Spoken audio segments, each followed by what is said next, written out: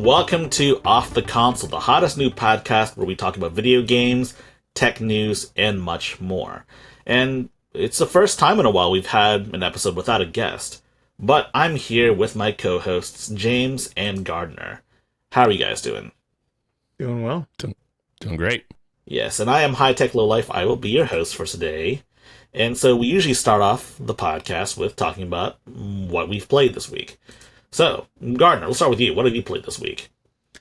Man, I've still been playing Dome Keeper. That's where my passion is at. Actually, no, I did actually play this. Hold on one second. Hold on. Uh-oh. My cousin got me a very early birthday present. My birthday's not till November, but my cousin got me Star Wars Rogue Squadron for the N64. Ooh, isn't that game rare? Yeah. Dang, it's fairly rare. Any N64 game these days are rare. Yeah, that's awesome. I've been playing the heck out of that on my N64. I kind of want to start streaming N64 games because I love playing N64. It's one of my favorite consoles. Is this going to be the start of your streaming career? Man, we'll find out. I mean, the thing is, here's what sucks about streaming for me is like I'll get on stream, and I just get so into the game that I forget that there's a chat. So the only time I enjoy streaming is when I have someone sitting next to me, because then one of us can be playing and the other one can be interacting with the chat. Otherwise, I just feel like I'm very boring on chat. Dude, maybe we could all co-stream at the same time. Oh, hey, that's a good idea. That could be some bonus content too. That'd be fun. Yeah, that'd be down. Oh, yeah. Some gaming sessions. Dude, that would be pretty awesome. I just looked it up on eBay. It's only you can get an authentic cartridge for $25. So I guess it's not that. Is it rare. Authentic or quote unquote authentic? Well, they're listed as authentic. Okay. So who knows? All right, fair enough. That's DK Oldies. That's $26. DK Oldies. Yeah.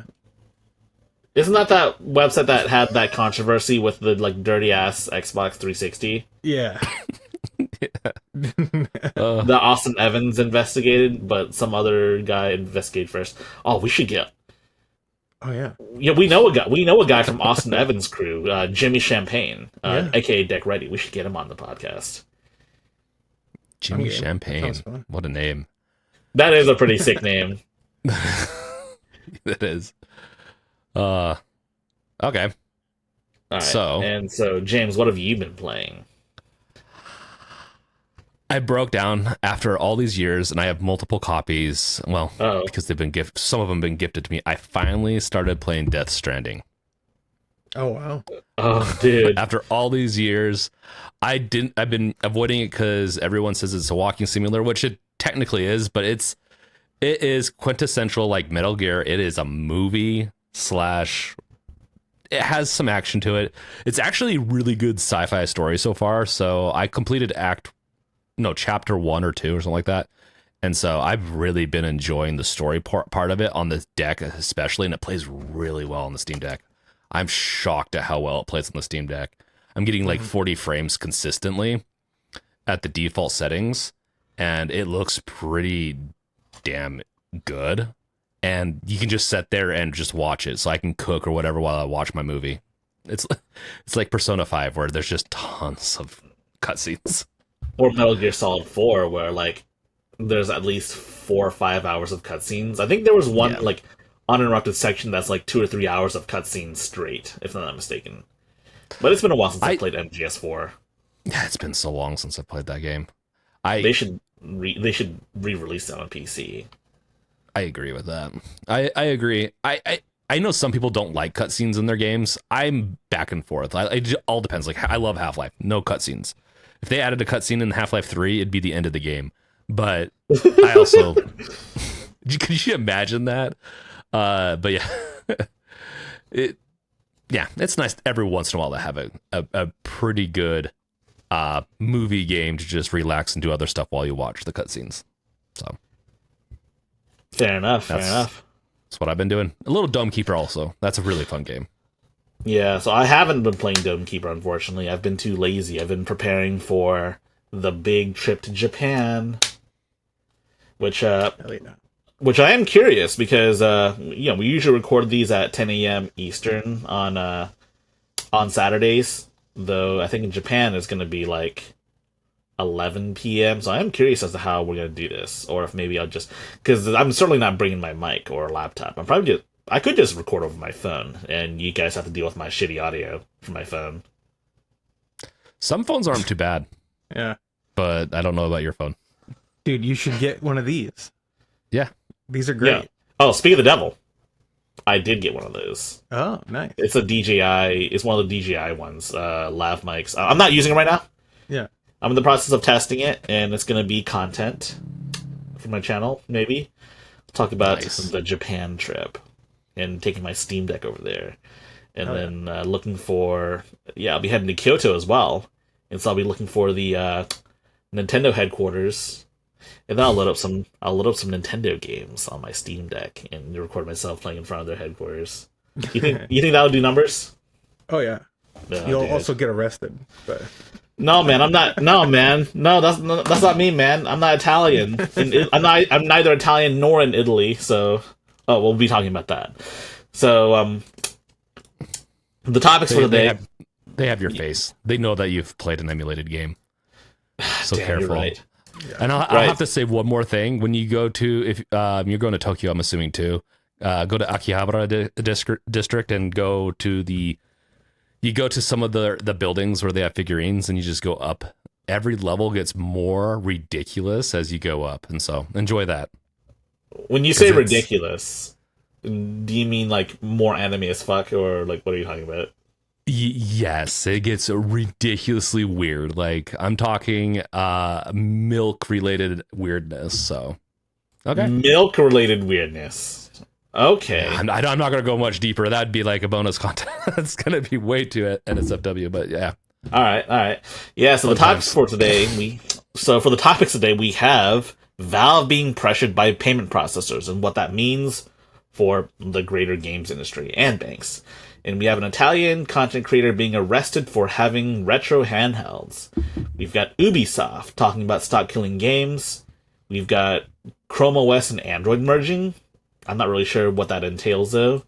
We've got the price for the Asus ROG XBOX Ally X leaked in euros. We've got games being delisted, and much more. And if you want to support us, please do so on YouTube or whatever podcast can be found. We're aiming to hit 1,000 subscribers by the end of this year. And so every subscription and like counts towards that. So be sure to do so if you're watching this on YouTube. And if you're if you're listening on Spotify, just do the same as well, I guess. yeah.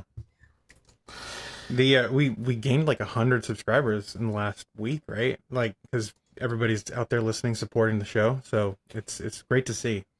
Yes. Yeah.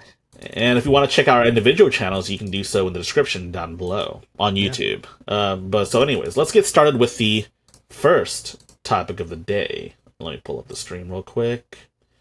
The screen share. There we go. Let's do this window. Oh yeah. So, Valve gets pressured by payment processors. So when I say payment processors, I really mean Visa and MasterCard. But essentially, Valve added an onboarding rule in their official Steamworks page. And most of these rules are very reasonable. Things like no hate speech, no nudity, no real people nudity, no adult content that isn't properly gated, stuff like that. But probably the newest one right here, number 15, content that may violate the rules and standards set forth by Steam's payment processors and related card networks and banks or internet service providers, in particular, certain kinds of adult-only content. Any guesses of what these certain kinds of adult-only content are? Incest and something else.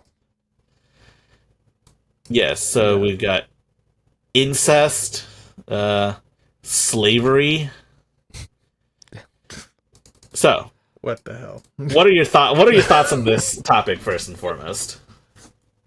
why was this not banned before? In my opinion, like incest and some of these topics, here's the thing. There are like, it's not like you can download pure porn games on the on Steam. They're like near porn, or whatever you want to say. Like they're not. There is a difference, but I'm shocked that they allowed this stuff at this point. Yeah. Well, I feel the same way. Valve explicitly claims that if I remember correctly, when they first started allowing adult-only content, they said they would allow basically whatever as long as it's not straight up illegal. And I guess this stuff wasn't technically illegal, so to speak, given that it's a game. Well, I mean, the payment processors also have their own laws, but not really. Like, so payment processors. So if you go to try to buy weed, let's say in Vegas or California, I think California too, you can't use a payment processor like a credit card or debit card, MasterCard, Visa. You have to pay with cash. So they try to stay away from insidious or like stuff that's kind of just they don't allow certain purchases, and so I'm not shocked that they're going this route too with the incest. Right, and Bill in his own video mentioned a very good point. Wait, why is my printer running all of a sudden? They heard you. You get, I don't know. Anyways, so what I was saying is that essentially, Bill mentioned in his video that they were roped into a legal case where I guess their payment processor was used in a sort of illegal transaction. What that illegal transaction was, Bill doesn't specify, but they were brought in and they lost, and now they're just protecting themselves. A lot of people on the internet have been very concerned about it being some sort of puritanism or whatever, right? But like, all right, hold on for a second. I gotta see what the hell's printing out. It's the feds. They're using it to track him. They heard incest. No, I mean, this is always going to be the back and forth with gore, violence, and all that. But these are topics that are very taboo anyways. Like incest is very taboo. And so, or a lot of other stuff is very taboo. And so they're going to really want, like, there's freedom of speech and they could post it anywhere they want, that it will allow it, but Steam doesn't have to allow it. And they, like, I think a lot of these stores can be a little bit, they can subject themselves to a little bit of filtering, in my opinion. I think that's fine. As long as, if it's not illegal, there's somewhere else they can post it. So, yes. The thing is, to me, it's like, I've seen a bunch of people like criticize Valve for bending the knee, quote unquote, to these payment processors. But it's like, dude, if it doesn't matter who the storefront is, any one of them would do the exact same thing, because without being able to accept payment, there is no store. This isn't a problem with like you said, James, free speech, because as long as it's not illegal, you can post it anywhere you want.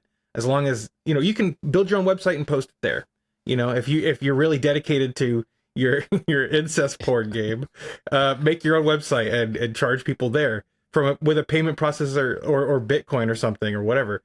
But like, so this, I don't think this is a free speech issue in the slightest. If payment processors start coming for violent games, depending on the severity of what they're trying to curtail, that could start bordering on free speech. But even then, like, I don't know. I the other thing that I was thinking about with this is like, isn't it time that we just like take back money from these banks? Like, payment processors insert themselves into like the transaction between you and Valve or whoever. And then they get to dictate things to the store about what you can and can't sell, right? And it's like, and I'm not defending this stuff. I think this stuff and more of it should be removed from Steam, but that's not really my call. I think what we should have is a digital dollar that is like, it's a U.S. Funded project. It's like a thing of the government that actually does payment processing with no fees or very minimal fees. But that won't ever happen because the banks call all the shots, right? Yeah, it's definitely one of the problems I've had too, is in the concept of payment processors having maybe a little bit too much control over, and it's not free speech because these are all private entities, but that's where I think I say that a lot, but like where more laws and rules are put into play with, I just don't like the idea that with some of these payment processors could get like new management, like let's say in a decade or two, a new generation, they're just like, no, we don't want anything except for this type of stuff being processed. They could potentially do that. They'd lose money, but I just don't know if they care that much. Sometimes they care more about control, it seems like. But Right. Yeah, I don't know. I'm going way off on all this. It's all good, man. So it's recently come out that, Valve released an update here. It says here that, let's see, as a result, we were retiring these games from being sold on Steam because loss of payments will prevent customers from being able to purchase other titles and game content. Yes, of course, because like we said, if Valve were to be blacklisted by Visa, MasterCard, and all of these other banks, then it would kill Valve, right? We can agree on that, right? It would kill Valve, it'd kill Steam. Yeah. It's probably the only real way Steam could die at this point, because Epic Game Store is not killing Steam anytime soon, right? I think I could manage getting some Bitcoin and paying through Bitcoin, but I think they would survive. They have so much money. I mean, Gaben could be selling some of his super yachts and float it for a little bit until they change the rules. But at the end of the day, most companies have to deal with other companies, other industry. Like, let's say hosting. Let's say if Steam didn't host their own, I think they host. I don't think they host off AWS.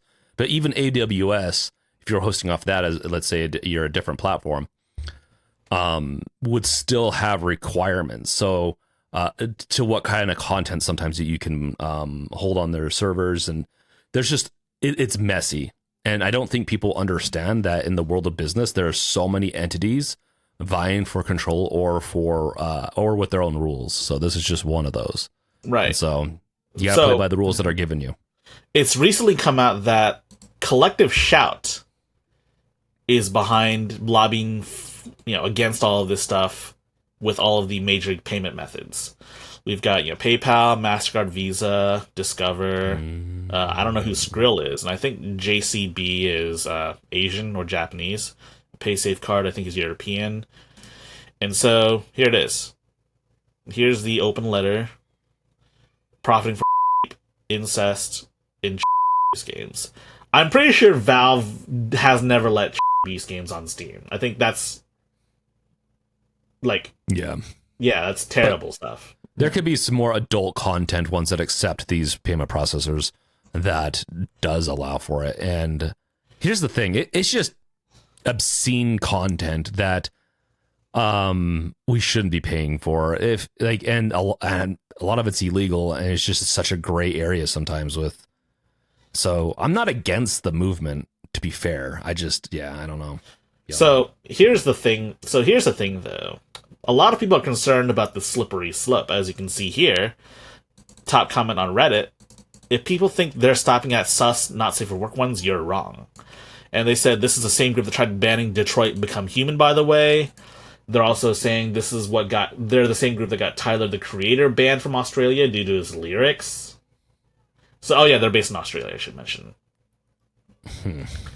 I mean, I think the slippery slope argument is a slippery slope, personally. Like, payment processors are interested in making money, and so they're not going to like start dictating, like having all these onerous things on shops online. Like, this is a rational thing to be removed, and for these companies to not want to process payments for.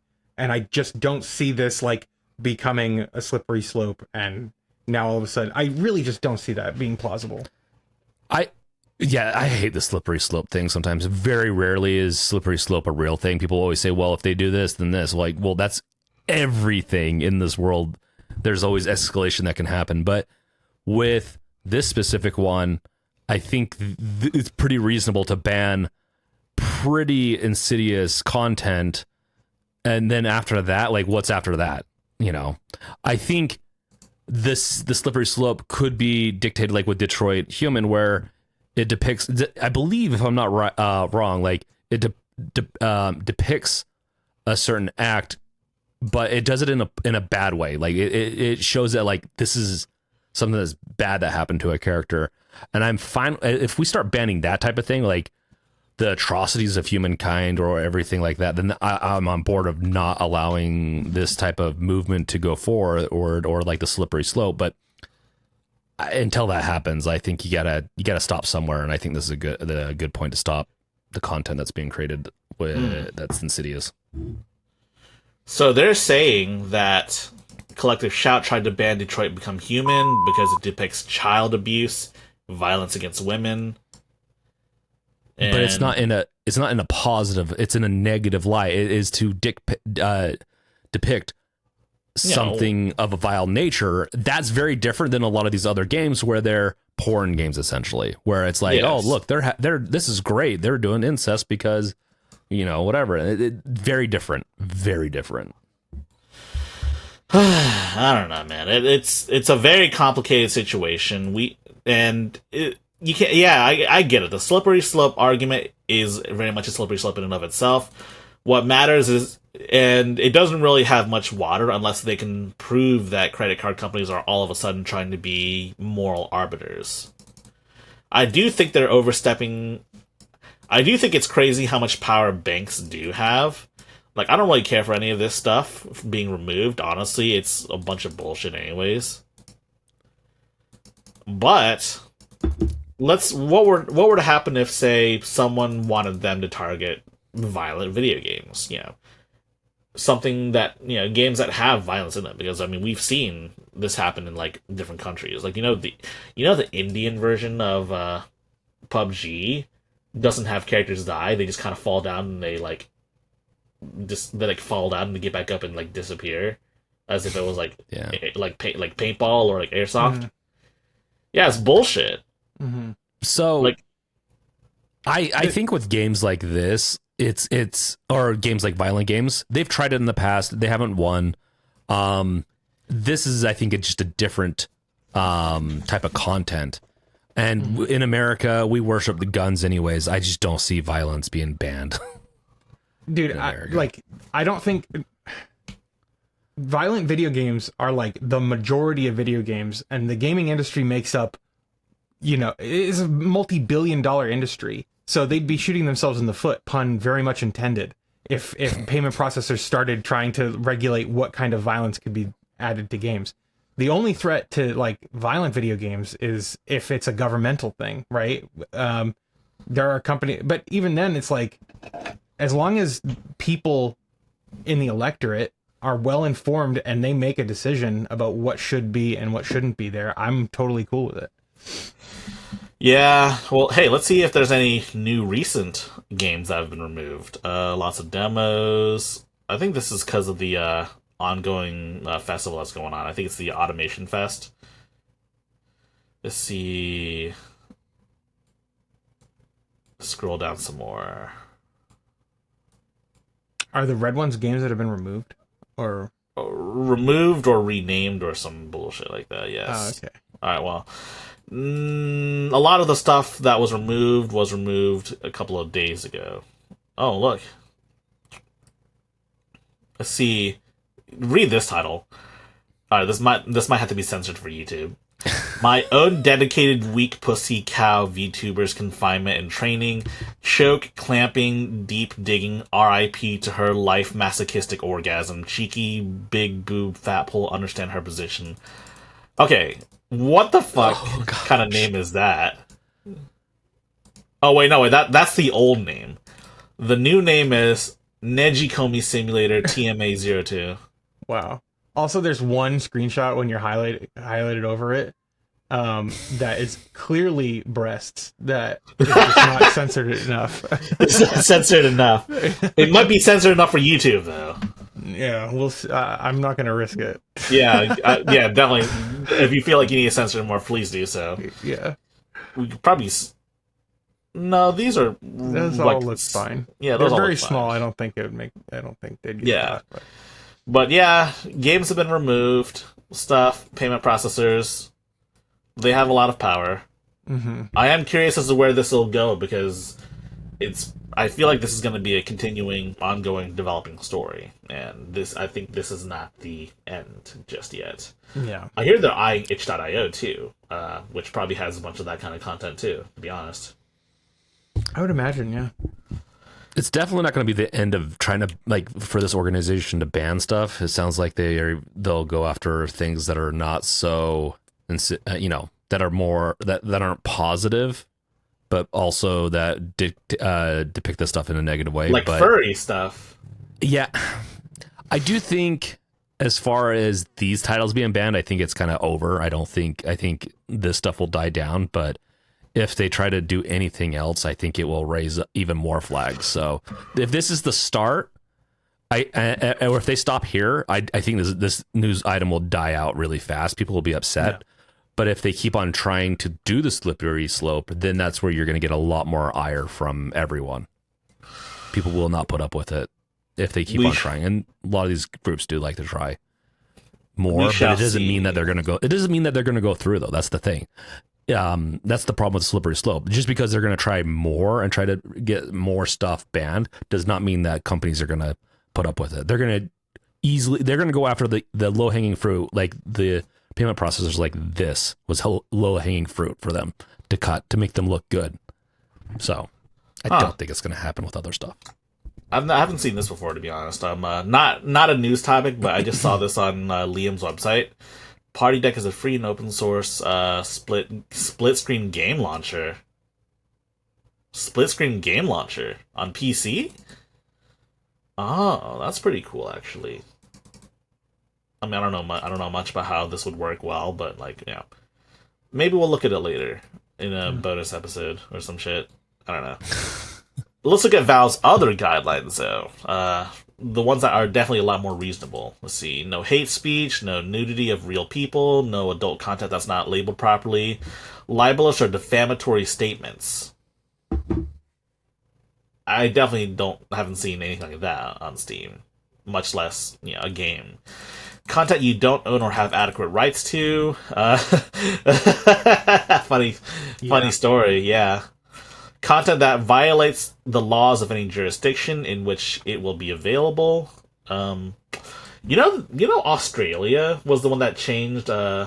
Medics in Fallout. You know how it used to be morphine in the old games. Oh yeah. Yeah, and that Australia was responsible for that change. Let's see, content that is patently offensive or intended to shock or disgust viewers. I think there's plenty of that on there. Yeah. I mean, arguably, the stuff that got removed because of the payment processors shouldn't have been on Steam anyway because of that. Well, the problem, though, is that some people don't view it as patently offensive. Some people view it as, what's the word I'm looking for?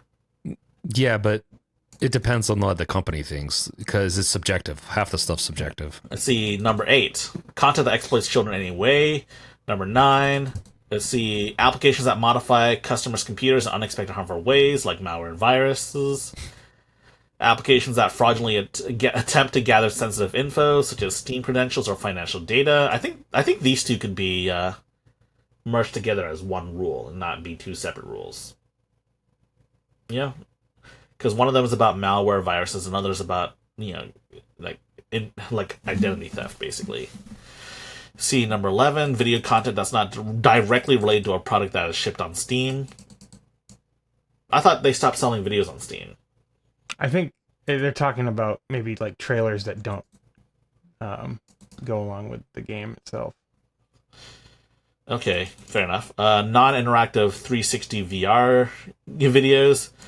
Applications built on blockchain technology that issue or allow exchange of cryptocurrencies or NFTs. Now, this one's interesting because, it's a good thing. I think we can all agree it's objectively a good thing, right? But Yeah. at the same time, though, I'm willing to bet Valve only really added that because they wouldn't be able to benefit from said cryptocurrency or NFT trades, right? Yeah. I can see that being the case in applications with advertising based business models.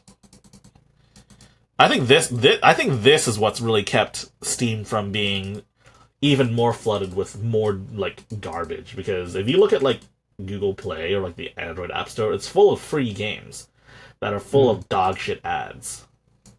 And I think this is the one rule that's saving Steam from being like an ad-ridden hellscape. Thank God. And of course the new rule. Anyways, I think it's time for us to move on to Stop Killing Games. Ubisoft CEO, you've whatever. How do you pronounce this?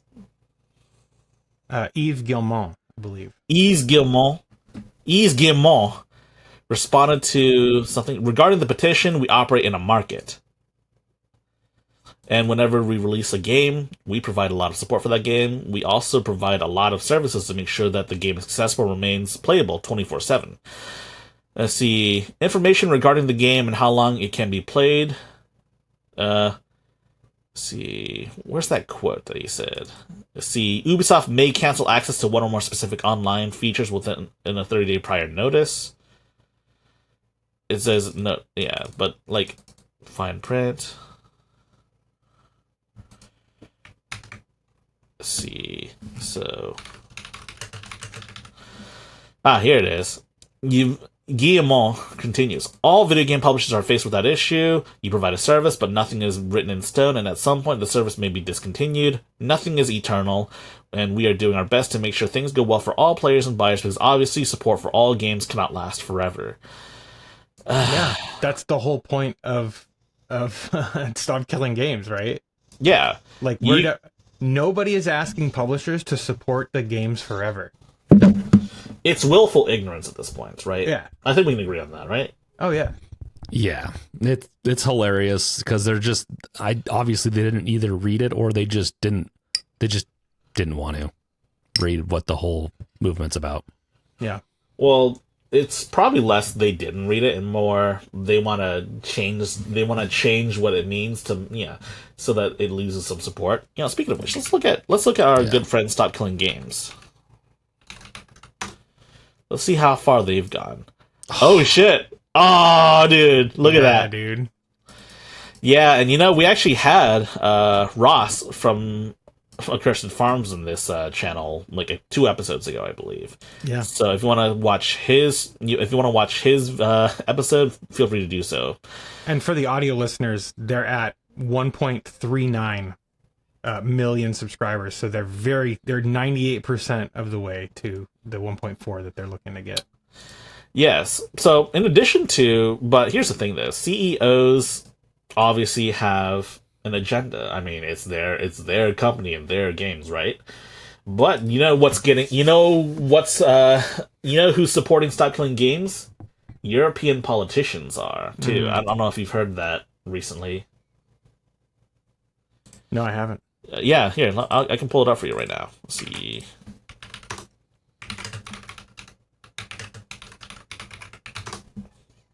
There we go. See, gets official support from prominent European politician Nicolae Stefanuta. See, he's actually one of the sitting vice presidents of the European Parliament, which is, I would imagine, pretty high up there. Oh, yeah. And he posted a call to action urging Europeans to sign the petition. That's crazy. That's awesome. Dude, if the politicians support this movement, then I think it's over for the games. I think it's over for these CEOs.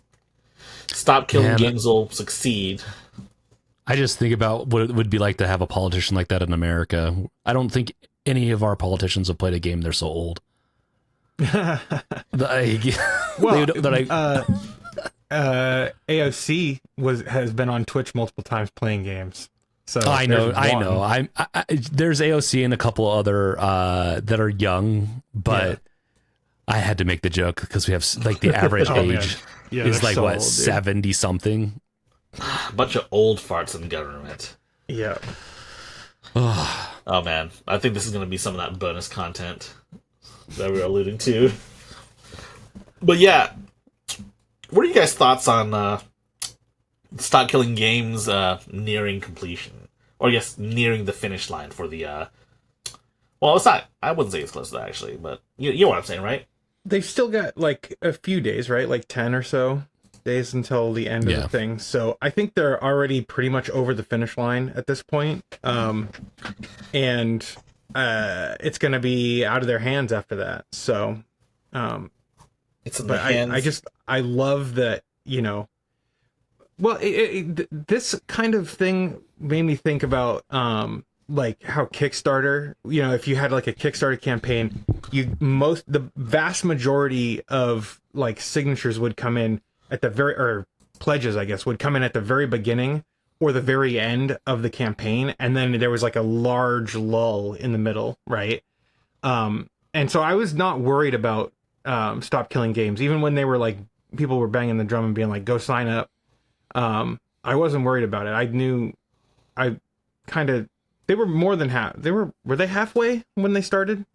Or like what do you mean? Like were they about halfway to getting the signatures they needed when everybody started talking about it again?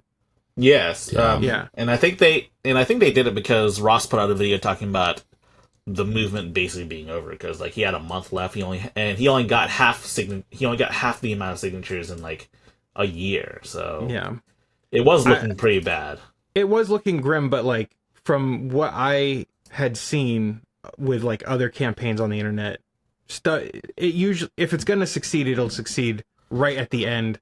And so this kind of like, it warmed my heart to see that it succeeded well before the end of the campaign.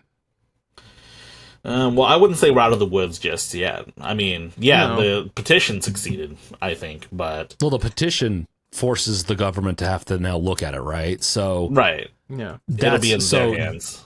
Which is a good sign, because European, Union tends to be pretty consumer friendly. And at the bare minimum, like what Ross mentioned, it's going to force them to have to make a decision one way or another. So at least we have an answer. Right now, everything is just so gray. We don't really know. I'm concerned. Yeah, and given that major politicians in Europe are supporting it, I have no reason to believe that this won't succeed.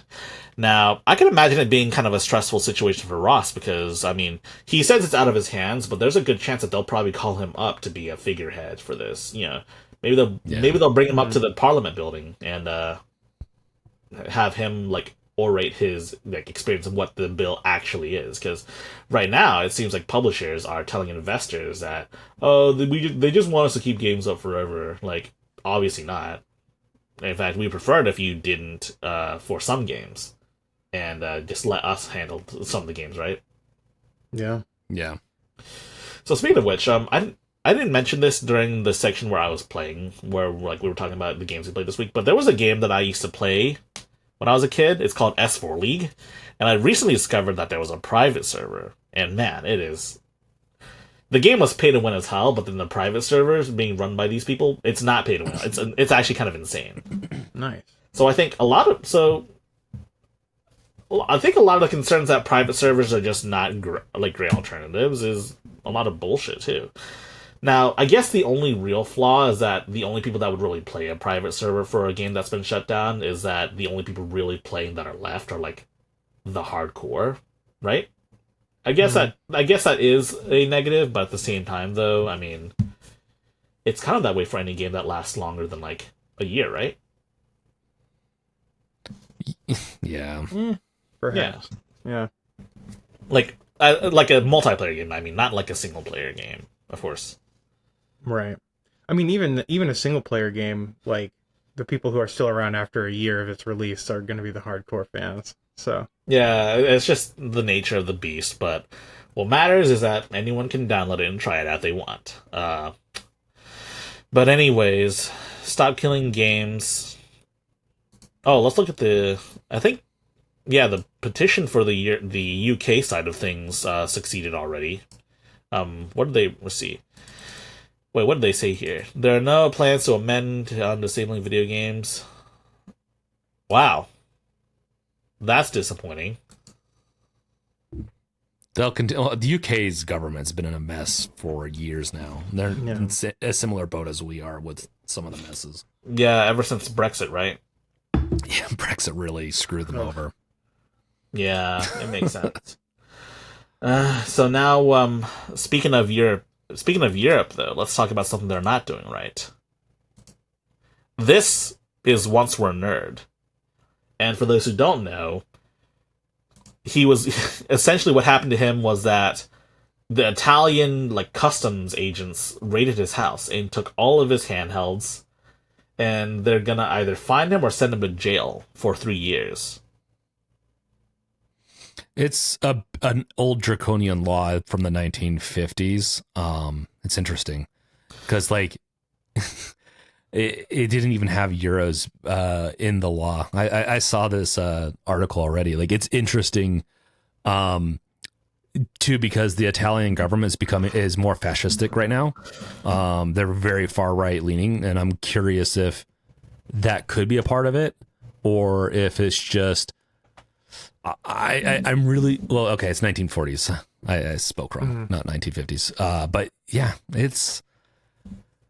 I don't know if we've ever seen anything quite like this out of any government, that at least in the first world countries, that goes in and sees these are gaming handhelds, guys. They're seizing the consoles and just potentially going to throw them in jail for 3 years over emulation. So we all have Ambernick Power Kitty devices and TrimUI devices, right? At least one of those, right? I know Gardner has a handheld, right? I have several handhelds. Yes, these, and some of these came with ROMs, right? Yeah, I mean, none of the ones that I have came with ROMs. But I have this guy, and I had to supply my own. What is that? This is the GPi 2 case from RetroFlag. It's got a Raspberry Pi. Compute unit in there. Right. And I had to supply the Raspberry Pi and my ROMs that I. Yeah, I think that's different from your Ambernick devices though, because I have a few TrimUI devices that they sent me for review. I don't think I have any Ambernick. I have the Retro Pocket and stuff like that. I don't. That didn't come. I don't think that comes with ROM, does it? No, it didn't. Nope. So it's usually PowKitty or TrimUI or Ambernick that came with ROMs, and I have some TrimUI devices. I have the TrimUI Brick, the one that kind of looks like a little Game Boy Pocket of all sorts. That definitely had ROMs, and not just ROMs. It also had PC ports of games too. Oh really? Yeah, Balatro. There are Balatro ports and Celeste ports. And I own both those games, but they should not. First, they shouldn't be sending these with ROMs pre-installed. Right. But it's also China, so I'm not sure there are any laws against that. China, no, but you could potentially stop this at the import level. Find the companies that are importing them, and not necessarily the end user. I was gonna say, it's not this guy is soliciting this stuff, right? They're just sending him, these companies are sending him this stuff. It's well, that's the thing though. They're throwing the book at him, basically. They're saying that he's promoting pirated content. They're saying that he is sponsoring, promoting, and that's the real criminal charge, I think. Yeah.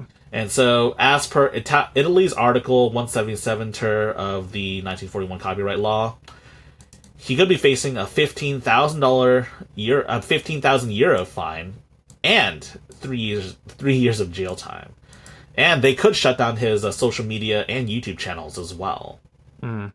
So he also said, the guy himself, Once Were a Nerd, says he might move out of Italy after the trial if he can't publish videos in Italy anymore. Yeah, and that's unfortunate too. He seems like a pretty cool guy. Imagine if Retro Game Corps. Or imagine if Retro Game Corps got arrested for this shit. Yeah. Honestly, when I read there was a title I read that said Retro Game something, and I was like, wait, who's getting arrested? I thought it was Retro Game Corps. So, shouldn't say I'm glad it's not him, but still, this is This is crazy. I couldn't like I tend to be a little soft-handed when it comes to emulation and like ROMs and stuff like that. I tend to be like, you can do this, but you should own the game and all. But partially because of this, but partially, I mean, realistically, too much of a gray area. Realistically, I don't really care if you did like get old games that you legit cannot buy anymore. I mean, same. I'm not promoting it. That's the difference. I just don't care. Very much don't care. But this is like, regardless of whether or not they should or shouldn't be shipping out devices with these ROMs, the fact of the matter is I don't think Italy should be prosecuting this guy at all. If they want to go after someone, they should be going after Anbernic, Powkitty, and TrimUI.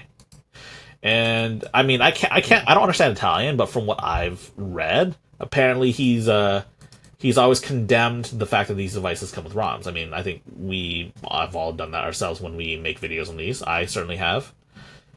I just think it's unreasonable for someone like him to be arrested for something like this, right? Yeah. It will be interesting because, truly, if that's been his statement for the past, like, for all those videos, I think he might get out of this. And this might be just a scare tactic to try to get some companies are trying to probably, who knows who's under this, like Nintendo or something like that, that's really trying to push for piracy to stop, which I get it, but you got to start at these game companies that are just sending, like, you can order a device, not really understanding maybe, and you get all these ROMs with it. Like, it shouldn't even be promoted. Yeah, why don't you go after the websites that are selling these, like Amazon? Why don't you go after the companies that are actually doing the copyright infringement? Like, this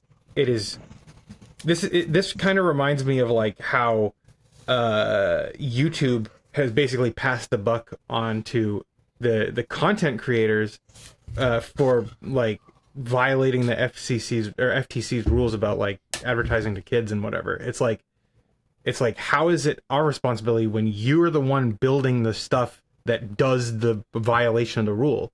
It's like, I just don't understand how Anbernic, Powkitty, and TrimUI can get away with this shit. If I had to guess, it's probably because they're based in China, and this guy's based in Italy. Yeah. And so it'd be a lot easier to go after a guy that lives in Italy than go after entire companies in China. But they have customs and immigration stuff. Exactly. These companies wouldn't be allowed to ship if they didn't want them to. They don't care. They're going after the easiest target to scare the consumer. They don't really care. This is an easy target, not really doing what's right. Right. I don't know to be honest, man, I don't know much about Italian law, nor do I know about how hard they can be at times. So, I mean, it's a difficult situation to be in. I don't envy this guy at all for being in this tough situation. I hope he can make it out, though. Yeah. And, honestly, man, I think after this, I don't know if he has enough to move out of the country. He could move to, like, another neighboring European country. I think that would be more practical, right? He doesn't have to fly anywhere, right? Yeah. Yeah. I just hope that, he doesn't go to jail, because that would be bullshit. It's a horrible situation to be in. It is bullshit. Like, reviewing a console and going to jail for it is bullshit. Yeah. Like, it's one thing if you're buying these and selling these or whatever, right? But it's another thing if you're reviewing these. Like, fuck, man. And he didn't even sponsor them. He wasn't sponsored by them, and they didn't, like, send him any money or anything like that. I know sometimes that happens. No, he wasn't sponsored. It was just like this was a review. It was a review. It's unreasonable, man. I don't have any more words to say besides that. You know what's also unreasonable? Uh-oh. The Xbox Ally and its price. I think it's a little too expensive for my tastes. Oh yeah, the Xbox Ally. Quite so. As you can see here, the regular Ally is $599, and the X variant, the variant that probably everyone's gonna buy, is €900, just about. And if you do a straight calculation, a straight conversion, it's over 1,000 in USD. But here's the thing: Does that take into account tariffs?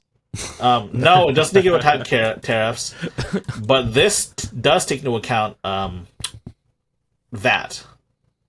So like in America, you would pay like $8.99, but it's actually like probably closer to $9.50 because of taxes, right? In Europe, if you buy it for $8.99, it's $8.99 because this includes tax. It's called VAT, by the way, value added tax. Well, there is a difference, but yeah, value added tax is like more progressive form of like kind of a tariff. But yeah. I would prefer VAT to be added to our USD values, to be honest. I kind of wish that was the case here, but whatever. Yeah. Like as in you want a new VAT tax, or because No, of VAT tax? no. Look, I want the price to include the tax as well. I don't want to buy like a $20 thing and then it turns out I have to pay like $23 those are because of two tax. different things, though. Like they have laws that you have to include the tax, and then a value added tax is added on top of it to pay for services like maybe healthcare and stuff like that. Like it's a value added tax for imports and stuff. So what you're saying is if I buy something in Europe, I'm not buying like the Ally X for $8.99, I'm buying it for like $8.99, then I have to pay tax on top of that too? No, that's all included. But but there's VAT taxes included in that too. So that's why sometimes things will be more expensive in Europe too because of that. Right. Well, I'm not saying that we should add more taxes. What I'm saying is I just want the tax to be part of the actual purchase price. Agreed. So that I don't have to like do some tax calculations and see how much something actually is after tax. Yeah, the sticker price. I just want it to be the sticker price. Anyways, enough of that. So from what I've seen and what I saw, the prices are fairly on par with what we already have. Like the white Ally is about this price in Europe, I believe, and the Ally X is about this price in Europe, I believe, as well. The regular Ally X, not the new one.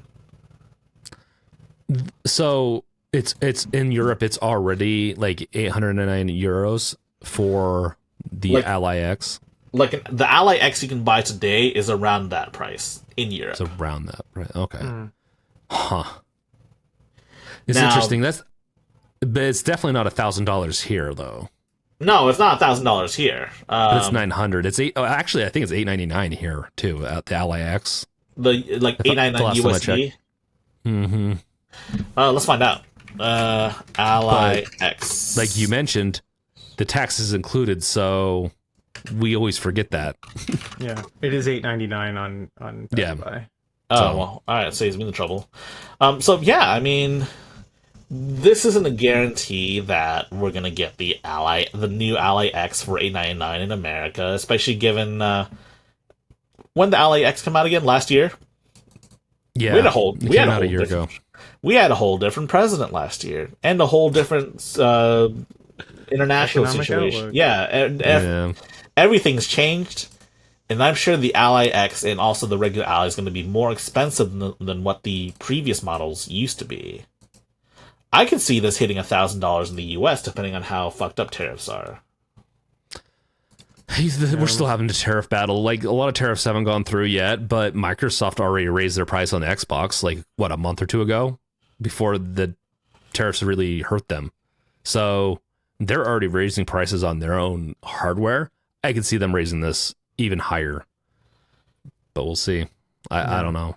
I'm not paying $1,000 for an Xbox handheld. No way. Not for that screen. I don't get me wrong. Some of the aspects of this is pretty cool, but I just really want a bigger screen. So what would make you go over the edge and pay $1,000 for this Xbox handheld? 8-inch screen. That's me. That's the only thing this is really missing for me. Yeah. Well, I already have a 7-inch Ally.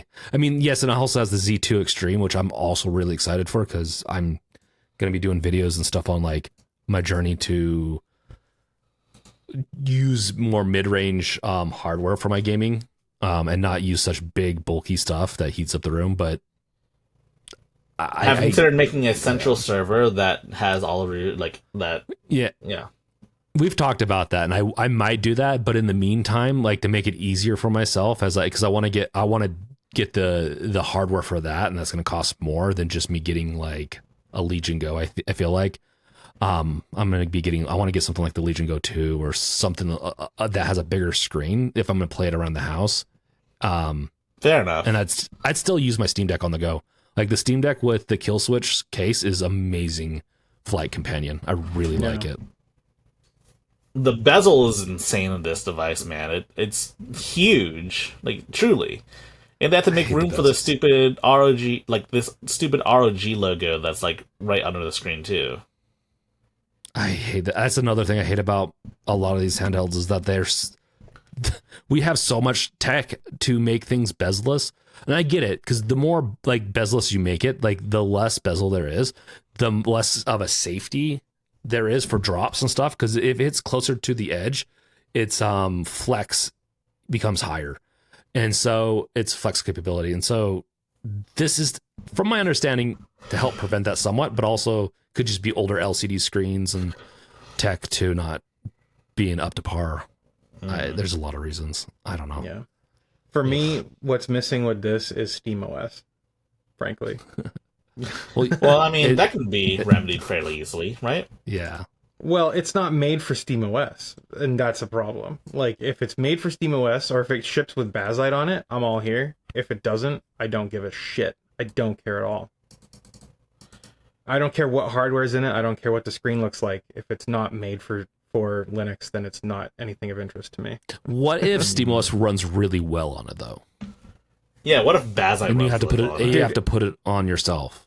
I'm just curious. Well, if I buy it, then I'm paying Microsoft money for Windows that I'm not using, and so I'm not interested in that.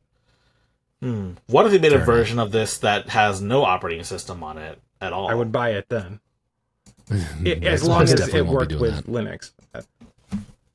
Fair enough. I'm going to be dual booting, I think, until. Yeah. You know, the last couple of months, we haven't heard anything about new handhelds besides the Legion Go S coming out, and also this new ROG Ally X. We haven't heard any movement from the likes of Aya Neo, who releases devices like every 6 months. I think tariffs scared a lot of these boutique manufacturers. In GPD too, yeah. I mean, I'm not surprised. Those were already quite expensive products too. They are. They have a big market in China themselves. That's where that's the only way I can see them surviving, is that they have a huge market in China, because I just don't see them getting enough cells to keep up making all these devices.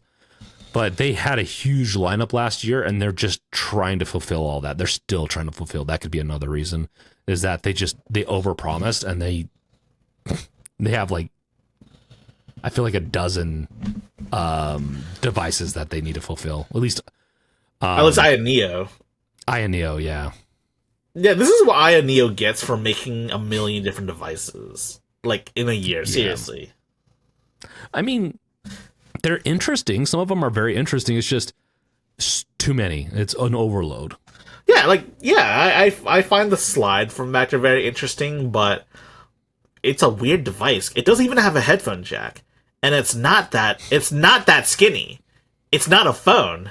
It's thicker than it's like the thickness of like two phones. It's like as thick as it's like thicker than a Steam Deck 2, and it doesn't have a headphone jack. What kind of fucked up decision was that? It took courage.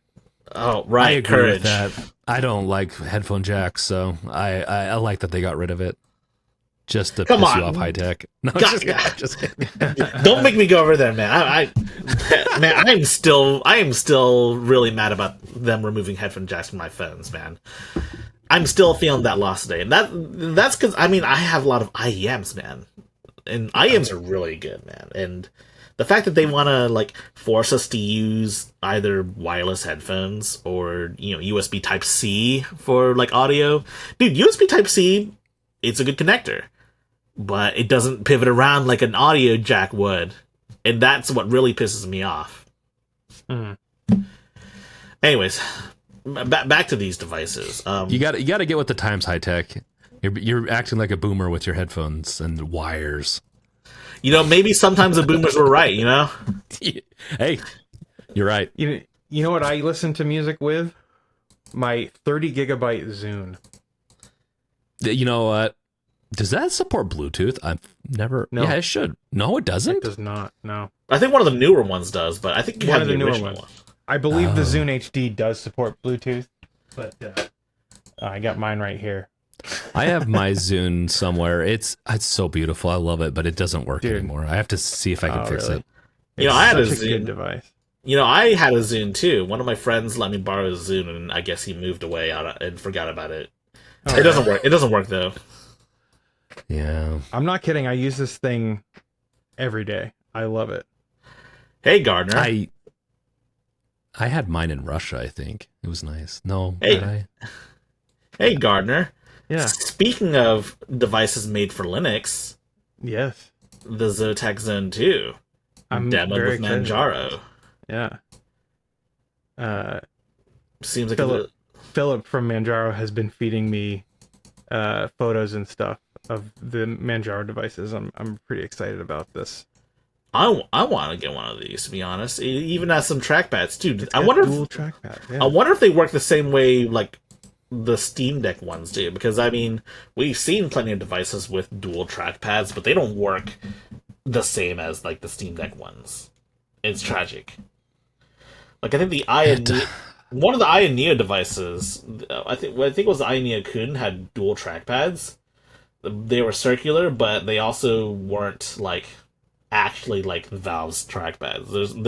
Valve's got some secret sauce in their trackpads that they aren't sharing. I don't know if it'll have the haptics, but they should function pretty much the same otherwise, right? So like you can like use dual trackpads for like typing or like radio menus and shit like that. Yeah. Okay, I can dig it. I dig it. Too bad it doesn't have an 8-inch screen. I played Expedition on my ROG Ally. That's why I'm all about the like at least an 8-inch screen, because the text was just small enough and parts of it were just small enough that it was kind of annoying, and I just need that bump up. Or glasses. Maybe I need glasses. I wonder if they make a screen mod for the ROG Ally that's both OLED and has a bigger screen. Oh. I I wonder mean, if with those the exist. ROG Ally, yeah, with the Xbox One, that could become pretty mainstream, that there could be a lot of good mods for it. That might be another good reason to buy it. I modded the hell out of my Steam Decks, because I have multiple, because I might have accidentally broke one or two. But how'd you break one or two? well, okay, I didn't break them, but they just eventually fell apart, like the daughter boards. Like, Oh, right. You were trying to sell one of the Muda, right? Or What? was it Gardner? No, because someone here mentioned that they wanted to like mod a Steam Deck and like do stuff with it or some shit like that. well, I wasn't trying to sell anything to anyone. Yeah. But yeah, I have my, because my original Steam Deck, the daughter boards died on it, and it could have been from me messing around with it too much, maybe not. Like, it just died one day. It wasn't like after I got done replacing the shell, I stopped working. It just died eventually. I did mess around with a lot, but it would but because the main device is still working, and if you hook up a controller to it, I could put it into a casing and just treat it like a console on the TV. So, oh yeah, that's right. You mentioned that, but you mentioned that eGPU support was like the one thing stopping you. That's the big thing. Like, to make these devices more long-term sustainable, it needs to have, I think, better expandability. And I think there's no better way to do that than like true USB 4 support and make it sure that eGPUs work on it. I'm really hoping SteamOS supports eGPU in the future, because that's, I think, quintessential. I think they will in due time. I think the issue though is that eGPUs are still very much a niche product. They are, but they could make them mainstream. Like, I think it's an easy marketing sell to have the Steam Deck 2 come out and then say, hey, like a year later, do you want to boost your performance on the TV? Here's the new dock that has an eGPU, or like that has a GPU built into it. I think that's a sell, personally. I think it would be an easy sell. Yeah. Yeah. What's not an easy sell though? John Wick Hex. So this game's been delisted. It was actually delisted on the 17th. And if we watch the trailer here, it was like a tactics based game based on the John Wick games. I think most people, when they were expecting a John Wick game, I think they were expecting like a third person shooter, right? I could see that being a game. Yeah.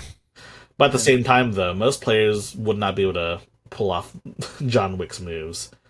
I think a tactics game actually works pretty well because you can strategize, and when the game actually plays, it feels like you're watching a John Wick movie almost, right? But does he strategize much, or does he just kick ass? I feel like he just freaking kicks ass and makes. Well, he thinks on the fly, and clearly, yeah. I feel like it'd be better first person shooter, but that's just my bias. I don't know. Whatever the case is, this game, I actually own this game, by the way. I purchased a key after the fact on a legit key seller, but I don't know. You can't buy this game on Steam anymore. I think it sucks that these sorts of games can be removed due to licensing issues. I wish Stop Killing Games could remedy this issue, but at the same time, though, it's a totally different issue at hand. Yeah. Like, you can still play it if you get the key, right? But it's not, you can't buy it. Yeah, I think the only real good thing is that, given that it's on PC, it's already preserved forever, so to speak. Does it have DRM? I don't know, but it doesn't mention any third-party DRM. Interesting. Mature content description. The developers describe the content like this. Contains gun violence. That's pretty funny. Dude. Let's see, product... Oh, dude, this guy right here. Product refunded. RIP. I regret refunding this. What a... Dude, if you collect all of these games that have been delisted, you could if you ever want to sell your Steam account, you would jack up the value immensely just by having a bunch of games you can't buy anymore. Do you know what I realized I had the other day? What? I have an unused Rocket League Steam key. What? Yeah. Oh shit. Oh gosh, that's gold right there. I know, dude. I was like, how the hell did I have this, and how the hell did I not know about it? How the hell did you not use it? Well, because I already had it. I got it in a Humble Bundle or something. Oh. Are you gonna sell it? I don't know if somebody wants to buy it, maybe. I mean, I don't know what it would be worth even. Well, the only place to really check these prices out is G2A. And because that's basically the only place where you're going to be able to sell these keys anyways.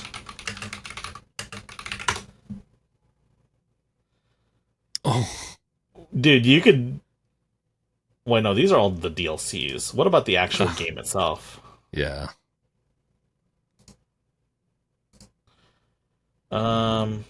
Collect... Do you have the collector's Holy edition, Moses. Gardner? No, I don't know. I don't think it is, but... Dude, that's a free ROG XBOX Ally X right there. There you go. Don't even have to pay for it. Yeah, you don't even have to pay Microsoft for it. All right, so I have a Rocket League key now. I buy stuff on Humble Bundle all the time. I definitely don't have Rocket League on Steam. Because I do giveaways with CD keys. I have them in a database. I'll have to see. I should set up a database because I do have a bunch of unused keys in random places. Let's see how much that John Wick game is here. Because I paid $15 for it. And I can only see the prices going up from here. Yep. Yep. It's a not going up. Dream. Dude. What games have been delisted that I own? Let's find out. Yeah, is there a way to find out easily what games you own that are delisted? No. I don't know. I think you have to just manually look them up. But I do have them. I do have mine in my list right here. So the original GTA games have been delisted, and I have all three of the old ones. Fall Guys. I have Fall Guys. That's been delisted. I think I did too. Wait, how much is Fall Guys? I'm about to find out. It can't be worth as much as Rocket League, though. No, definitely not. But like, I'm sure it's still a pretty penny. Fall Guys. Wait a second. Wait a second. There's a key for like almost $20. That's crazy. I thought it'd be a lot more expensive like Rocket League, but I guess not. See, they also there's a game that I have they removed called Armored Hunter Gunhound EX. It's no longer for sale at the request of the publisher. That's kind of unfortunate. Because I like Gunhound EX. It's not on G2A, it seems. There was another kind of rare game that got delisted from Steam, too. You could look up probably on Google delisted games. Yeah, I have this game right here. It's been delisted from Steam. But it's also only like $8, it seems. So it's not super rare or anything, probably. Delisted games Steam. Yeah. I think I have quite a few delisted games on Steam. More than the 9 that I have in my list, though. 8-Bit Bayonetta, I have that. Man, there are just so many delisted games here. I can't even begin to... 6,700 entities. Wow. Entries, I mean, sorry. Of delisted games that are no longer available. That's crazy. Yeah, delisted, purchase disabled, like Metro 2033, and I think some of these are delisted because they have newer versions that are like Game of the Year and stuff like that. They just want to sell the Game of the Year instead. Maybe not even at a markup, so that could be a reason. Yeah, I mean, yeah, it makes sense. I mean, what can you do, right? That's kind of how it is, to be honest. I can't think of too many games that are like notable that are like delisted. Oh yeah, the Sonic. Metro 2033 and Metro are pretty. Yeah. I mean, it's not. Oh yeah, they removed the Sonic 1, 2, and 3 from Steam to make room for that collection, Sonic Origins, I believe it was. Strong Bad, episode 1 through 5 is delisted. Yeah, I have all of those.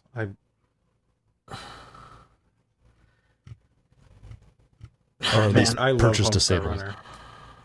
It's good. It's good stuff. It's good stuff. I don't know, man. It's crazy how many games have been delisted. How many games have actually been lost? The most famous probably is just a demo too. PT. Oh right, PT. But it's not Steam though. But it's. I had it on my PlayStation. I still might, maybe, but oh my gosh. Yeah, there's also.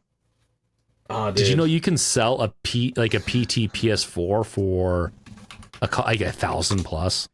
Yeah, I do know that. At least you could a little bit ago. I don't know if it's the same now.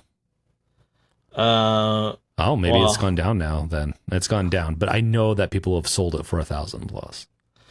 Oh, $800 for PT. Look at that. He's got a screenshot of PT. Man, this could have been probably one of the greatest. I hear it's like one of the greatest games ever made, and it's just a demo. It's really fun. Okay, people overblew it because they couldn't get it after, but it is a really fun demo. It really is fun. And it was supposed to be the newest Silent Hill called Silent Hills with an S. PT? Yeah, it was supposed to be a new Silent Hill game. Was it a Silent Hill? Yeah, it was supposed to be. For some reason, I was thinking Metal Gear, but yeah, I think you're right. Yeah, it was gonna be it like in partnership with Guillermo del Toro. Yeah, so they had it was a triumvirate. They had Hideo Kojima, Guillermo del Toro, and Junji Ito, a famous horror mangaka who made Uzumaki. And man, god damn it, they fucked up the anime for Uzumaki. It's insane. But we'll get into that topic later. Speaking of topics to get into, what would you say the general age demographic of Roblox is? 4. I'm just kidding. Yeah. Would you? It's not 4, but Would you 12 say probably. Would you believe that the CEO of Roblox still wants to turn Roblox into a dating simulator where you date other users? It already is one. It's just for pedophiles and children. Okay, but he wants to make it like dude. dude, he wants to make it like I don't know, like Tinder or some bullshit like that, where like 17 pluses are like doing things. Like, How do come you on, age man. gate that? How do you age gate Roblox? And why aim so like? Why not just make a new game? Exactly. Is he lonely? Is he trying to find someone? He's like, I need to get some. I need to get some dates. See, with he this wants thing. to make Roblox a more adult-oriented platform. But Good like, luck with that. yeah, who the fuck want, dude? Roblox is basically a Lego game. That's never gonna happen. It has a lot of potential to be a good kids game, but they keep on doing shit like this and not protecting their users. And so See, they should Roblox. just sell it off to Lego already and just let Lego rebrand it slightly and then kick all the pedos off. I don't know. Roblox and dating. Obviously, some alarms immediately sounded with people worried about the fact that most of its users are under 18. But come on, man. Dude, I mean, kids and online games should never mix, in my opinion. Like, there should not be games that are aimed at kids that are online with voice chat. Like, it just should not be allowed, period, point blank. It's a hard one. I don't necessarily agree with that. I just would really like some really stringent laws protecting it, because I think it's like, I played a lot of games like, but it was Counter-Strike. You could do some voice chatting, or we'd use some voice clients to chat with friends, but that was with friends. Yeah. See, when I was young, I played games like Command and Conquer, like I played, I didn't play many games online, but I did play C&C. That was like the big one for me. But it's not a kid's game, like having a game that is specifically targeted at children should therefore preclude any online connectivity at all, to me, in my opinion. Like, it just should not be allowed. I don't understand how in a sane world that is okay. I think it should be greatly monitored. Because I think that it's too... Dude, I mean, go ahead, sorry. Yeah, no, it's okay. Like, kids on recess, they can interact with other kids that could be... Who knows what they're going to be giving them. Like, you can, like, even like 20, 30 years ago growing up, you could run into some pretty weird shit as a kid with other kids even. So you're never going to be able to avoid that. The problem is when you start getting adults that can interact with children and not really monitoring it well. So I agree with you, Gardner. Like, it should be either banned or they should do their due diligence. And if it is going to be for kids, you better damn well make sure that it's monitored well with good parental controls. But how can you monitor something like this very well? Because that's what I'm saying. That's the big issue at hand. Like, parental controls at the bare minimum, like decent ones. But there's more so to you know that. who your kid's talking to. If you have to educate the parents on these parental features too. I'm willing to bet most parents don't know that almost every device has like a parental control setting. Then that's on them. They should just ban it in their household. Like, I don't know. I do think some of it comes down to the parents, but also some of it just comes down to not having proper tools. Yes, I think educating the parents on the dangers of the internet because let's think about it this way. We're at a point where both kids and like really old people are bad with technology, which means they're also bad with like internet safety, right? I mean, when you're a kid or a teenager, you don't care. Like, you want to do edgy stuff anyways. Yeah. So I guess I would argue that the vast majority of human beings are bad with technology, not just old people and young people. That's fair enough. I know you guys don't like Epic that much, but Fortnite, I set it up just because I needed I wanted my kid to be able to play Fortnite Lego or whatever. There's a Lego version of it that's fairly whatever, and you can allow them to play offline.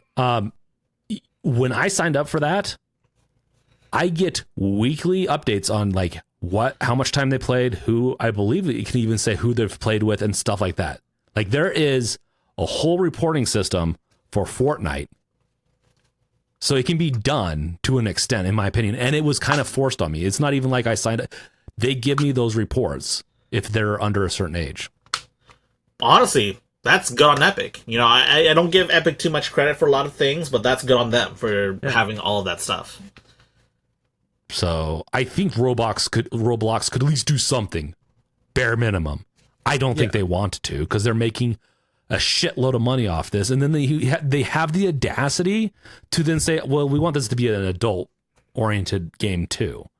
Instead of doing a spin-off or doing some other thing, they just want to turn Roblox into a dating. I don't know what the CEO's thinking here. This is, I think, going to blow up. It's ridiculous. What why even go into that? Like, the whole dating thing. That's a whole can of worms in and of itself, even without the fact that there's a bunch of kids on the platform too. Like, it doesn't. Why doesn't, like, you know, some of these groups go after games like Roblox too? You know, if they go after violent video games next and not Roblox, like, that's just ridiculous. Yeah. I'm willing to bet that's because their parents, they don't really know what's going on with Roblox. Like, they see a game like Grand Theft Auto, they see, you know, killing all sorts of people there. Oh, obviously it's bad, but then they see Roblox, they look at it and they think it's just like a Lego game because they have a bunch of kids doing, like, whatever the fuck. Like, right? Well, yeah. Like, it's all surface Roblox bullshit. It is interesting, but, like, it is truly a kid's game. But there's so many articles on groomers and everyone else that gets involved that I don't know, like, how could you be a parent and not know what Roblox is about and to at least set up for safeties? I don't know, man. Features. That's a good question for those parents. So I don't know, man. It's a huge can of worms. I can't even begin to, like, imagine what the hell's going on with Roblox. I mean, what so Roblox dating site. I want to know what that, like, you make your avatar look like a block and you're like, yeah, look, I'm this sexy block. You're going to swipe right or left. Like, what is that? Now I'm thinking, man, like, implementing this. Dude. And plus, like, also, it seems to me like he's just shooting for, like, the Napster chat room back from, like, 1999 or whatever. Like, that's basically what he wants. Like, you have to, like, all right, let's look at how Minecraft does it. Like, Minecraft isn't really a game aimed at kids, right? I mean, kids play it, yes, but it's not, like, designed to be a game for kids like Roblox was from the ground up. I would argue most of the people that used to play Minecraft were adults back in the day. Yeah, I still play Minecraft. Yeah, it was. Honestly, there was kids that played it back then too. My brother-in-laws were pretty young at that time, and so they played a lot of Minecraft too. It was a game for everyone, and it was done in such a way that it wasn't a hunting ground for a specific set of. Unless you want to talk about all of the Minecraft YouTubers that have gotten exposed over the years. Yeah, that's different though. True. If you really want to get into it, you'd get into the what's that fighting game? Sorry, What's that fight? Wait, hold on for a second. It's there's a whole community with what's that Nintendo one? Smash Brothers. Yes, there's a whole controversies with the Smash community and underage. All right, I think I've heard of, like, yes. There's multiple. Like, it's pretty bad. I'd have to. It's been so long since I looked into the article, but yeah, it's the running joke in a lot of communities that the Smash community. I don't know, man. There's too much. It's bullshit. I don't know, man. I don't know what to make of this anymore. these CEOs are probably just thinking on a higher plane of existence than I am. I can no longer comprehend their as a mere mortal. I cannot comprehend what they're thinking, or maybe they're just or maybe they're just on coke. Well, ketamine's the new thing now, but yes, CEOs are visionary up to a point, and then they just become like psychos, like Elon Musk, a bunch of people. Like they start out as visionaries, and then they just get too much power a lot of the times. And this is one of those cases where I don't even know if they had David had good intentions from the beginning. Like it's a lot of sus stuff with Roblox. Let's look at the Roblox Wikipedia article. There we go. Who founded it? David Bascucci. Is that the guy that... He's the current CEO. Oh, shit. So he's been there the whole time. Fuck. Yeah. Let's see if there's any controversies as per... There's definitely controversies. Well, I want to see if it's listed on Wikipedia. I know someone whose kid was groomed and they almost met in person. What the fuck? Yeah. I'm not going to say anything more than that because I don't want to tip my hat to whoever it is because, it's a very violating thing. But yeah, they got close. They became friends and they almost met with the person. So did that person get arrested or no, discovered? Because they could. I don't think so. I don't know fully what happened after that, but I don't think they found they could find out who it was fully. What the fuck? Yeah. That's crazy. The logs and everything were there. That's probably another thing for cybercrime. They would probably need better cybercrime. Honestly, we just need better laws. Because here's the thing. Yeah. Here's my thing. Kids are going to play online. Kids are going to play games no matter what. It's the whole thing with why we have public schools. Some parents just aren't good at being parents or to, let's see, even homeschool or whatever.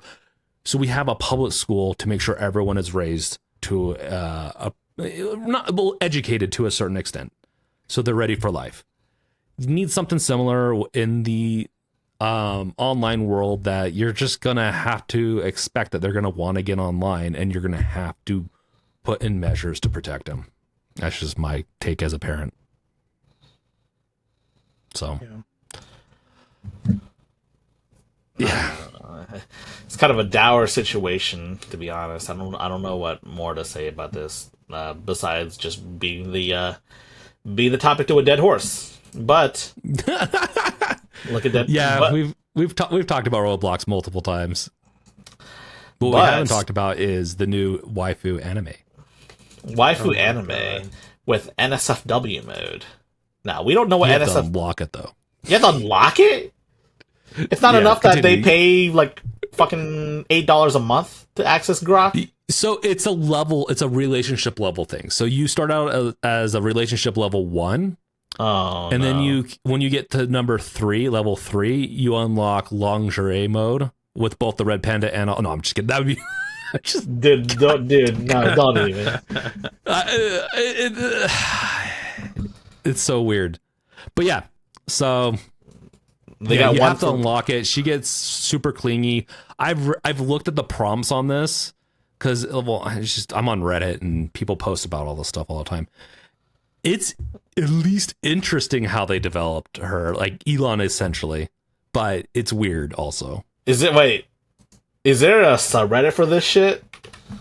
No, I think there's just a lot of subreddits that have been talking about it, so I've been fed tons of stuff on this. Plus, I did cover it on my stream a couple days ago. I honestly would have gone on and chatted with her on my stream if it didn't cost money. I'm not paying money. I'm not paying Grok. Oh no, they got Grok fan art. Oh no, they got Hatsune Miku and Kasane Tato there with Grok. She's programmed to be very clingy and very I guess possessive and some other weird stuff to where I'm like, dude, if this AI ever goes off the rails, it's gonna freaking murder someone. But Dude, she's gonna murder someone if she finds out they have a wife and kids. Dude, that's just oh my god. Elon Musk made her a yandere. This is insane. What the fuck? Elon Musk modeled her after Grimes, I think, and also Grimes?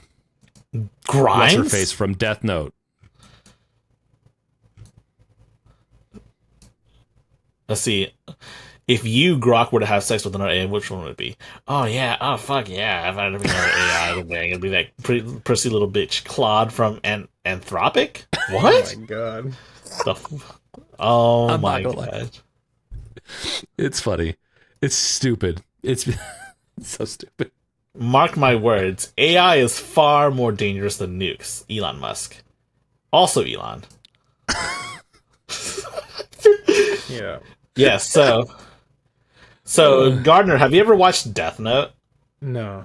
Okay, so she looks very similar to a anime character that most people know of, Misa Mane from Death Note.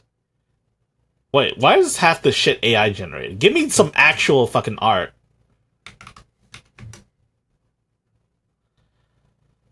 Okay, whatever. Anyways, just do anime. I don't know.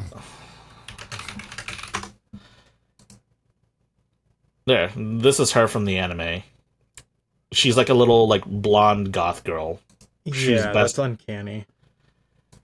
It might even be. I don't want to say plagiarism, but like, come on, man. It's copyright infringement. Yeah, Seems like it. I mean, I don't understand why people are okay with like big tech companies inserting themselves into the natural social behavior of human beings and exploiting it for money. dude. I like it. It's Grok, but it's also Facebook, and it's like these social media companies. They have literally inserted themselves into our social behavior, and they are exploiting us for money. It's so disgusting. I mean, it's Stockholm syndrome at this point. People are too attached to Facebook or Twitter to leave. Also, here are all the Grok companions. They've got Annie, they've got Rudy, they've got Bad Rudy. Bad Rudy. Oh, I don't like that look on his face. Now he's the one who's going to call himself Mecha Hitler. Oh no! And then we've got Chad. My gosh. Okay, he doesn't look very Chad-like. You know, when you say Chad in like the modern context, you think of like the Giga Chad dude. The Giga Chat, yeah, with the chin and everything. Yeah. The chin, like he's an actual an actual European model. I don't know, man. Did we even cover the Mega Hitler stuff last time, like the Twitter stuff? No, I think that happened went down after. No, that happened after the podcast, and then they rolled this out basically like the next day. This was all done to like distract from the Mecha Hitler shit. You're probably, yeah, honestly, that sounds quite right.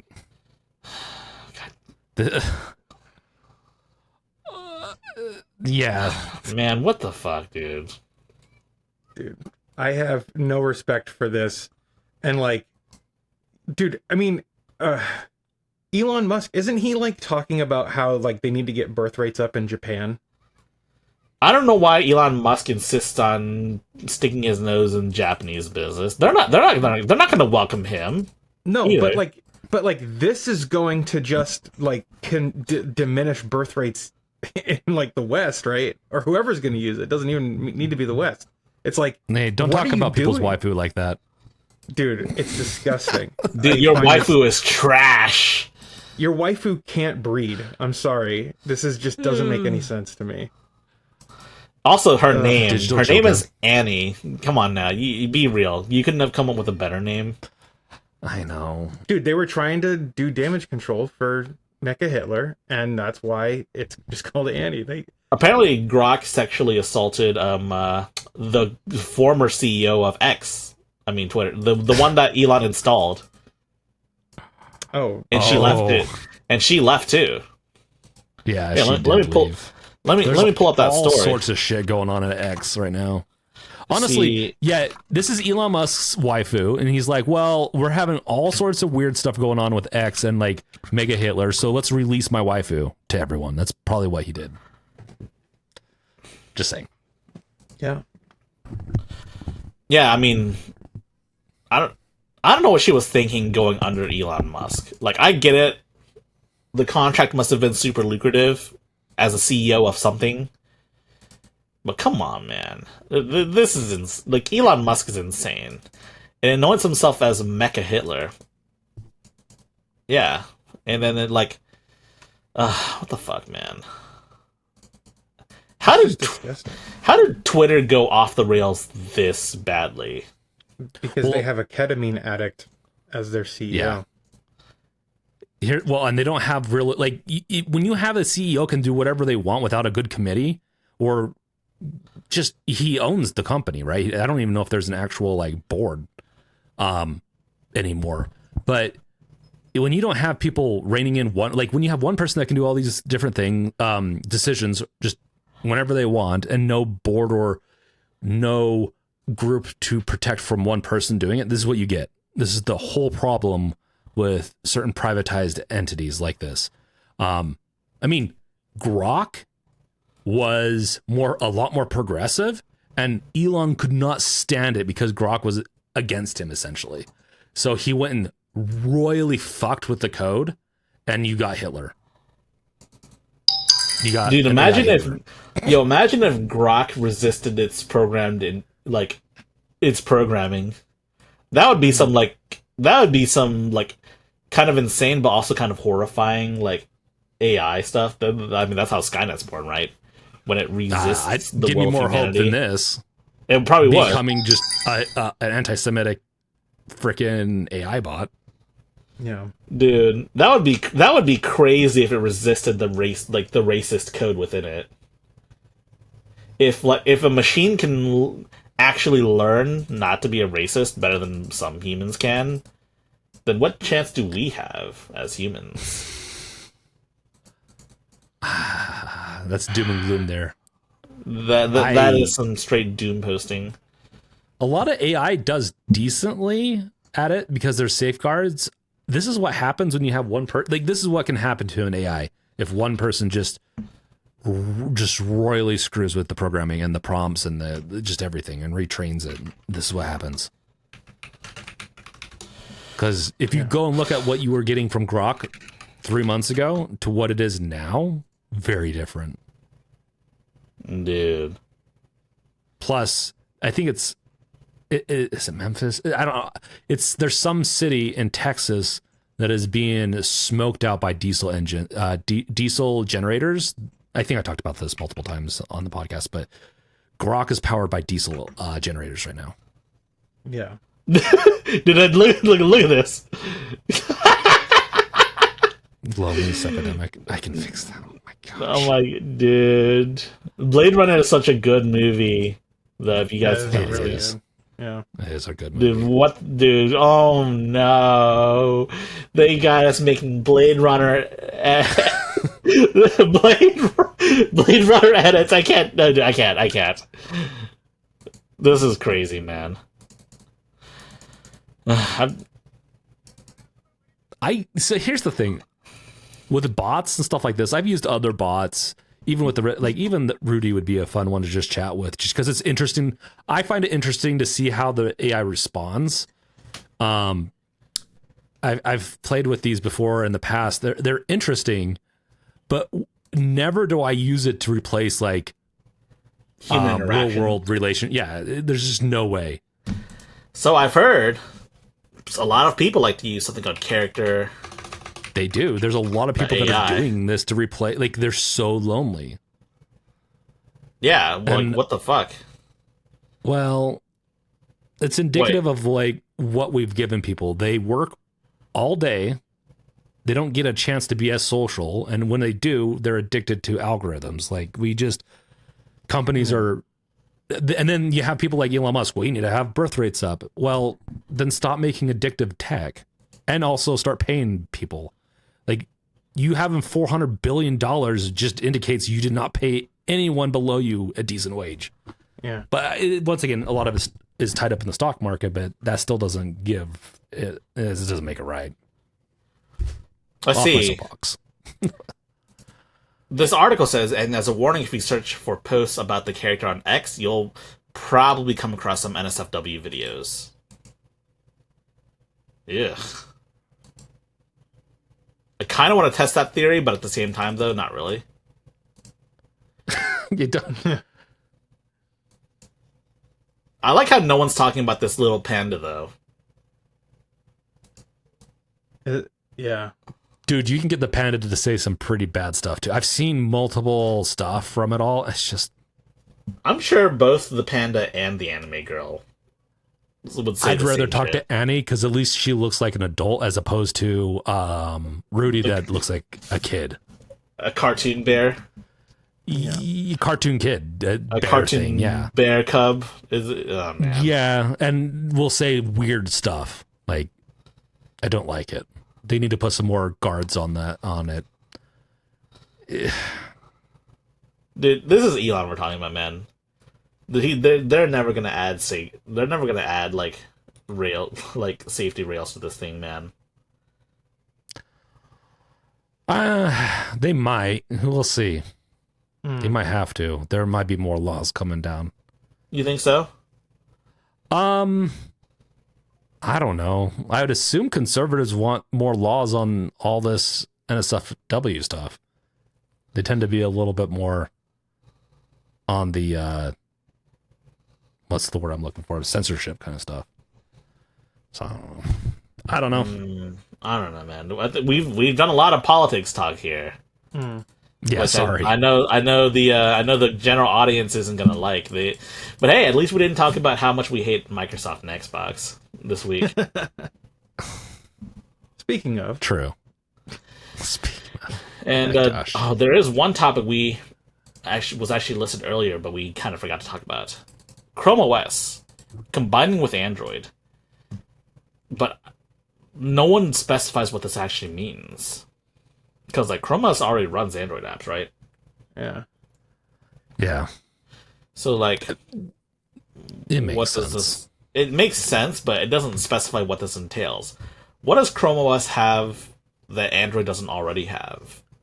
ChromeOS can install Debian packages, and Android can't. Yeah. Okay. It's got more desktop and other more abilities that are just Android's not good at. I'm so curious what you're saying... Yeah. So what you're saying is we can install Steam on Android now using the Debian package. Yeah, perhaps. Maybe. Oh, and also you could probably run DistroBox too, right? Yeah. I I mean, basically, ChromeOS is a Linux distro. right. Android isn't. But Android uses a modified Linux kernel. So, I don't know. It'll be interesting to see what this actually results as. Like, will we have actual Steam on Android? That would be kind of interesting. But I think it's probably going to be more like Chrome becomes more Android-like rather than Android becoming more Chrome-like. So you could see them removing features like installing Debian packages. Perhaps, yeah. That'd be unfortunate. Yes. I think the fact that... I don't think Google likes the fact that you can install Steam on Chrome. Because they don't make money from it. I thought Chrome worked with Steam to specifically get Steam support on Chrome OS. Did they? I'll look I think it up. so. I don't know for sure. Doesn't mean that it's something they don't want on Android, though. But I don't know, man. I mean, it makes sense. I've never cared for Chrome OS personally. No. Oh, they did partner up together. Mm-hmm. That's right. I do actually, you know what? I do remember that because they worked on the audio subsystem to make sure that it worked with Steam. Google did. Yeah, and there was that. And remember, what was that one like hardware that showed up on a while ago that people were wondering if they were working with Google to make? Oh, Fremont, Valve Fremont. Yeah. That was also a thing too. I think some people were thinking that it was like shipping with ChromeOS, but like modified to also just run Steam or some bullshit like that. Yeah. Well, that was because there was like some stuff in like the boot parameters, right? That for like the HDMI port or something. I don't know. Right. I don't know, man. It's kind of a weird situation, to be honest, and I wish Google would have elaborated more. But I mean, this is Google we're talking about. They could kill it tomorrow, and we wouldn't know. They're already making like an operating system to kill off Android, so it is interesting why they're doing this when they have another one in the works that uses, I believe, Dart. Well, I think it was Fuchsia, right? Yeah, Fuchsia. Yeah, And Fuchsia, so- that's been in development for like almost 20 years, with nothing to show for it. So, I mean, I could see them. They could probably kill Fuchsia, to be honest. I mean, Android's already like way more fully functional. It's a proven operating system, and Yeah, but they're gonna make money off Fuchsias or something. They're putting in anti-ad stuff for YouTube, or anti-ad. they're stuff. making it. They're making Who it so knows? that you can't sideload apps on Fuchsia. That would be horrible. Who knows? I mean, yeah. I mean, I use iOS, so it's already harder for me to do that. But Hey man, if they take away my ability to sideload apps on Android altogether, I think I'm just gonna switch to iOS. Like, there's no reason to use. there'll Like, be flavors of Android. Like Android's already like open sourced enough, even though they're slowly taking that away. That to where you could there'll be what are the forks? There'll be forks of Android. Yeah. So you won't ever lose Android at this point, but some devices might stop supporting forked ones. So it'll be a while. You'll be fine. Yeah, I guess so. It's just big tech is just doing all sorts of crazy moves. I mean, we have Roblox wanting to make Roblox like an 18+ game. We've got Elon Musk trying to make an AI anime girl. And we have Google doing whatever Google does. Google's done a bunch of bullshit that, honestly, it's kind of hard to keep up with nowadays. Well, these companies aren't trying; they're doing. yeah. Roblox is already a dating sim. It's just for a different demographic.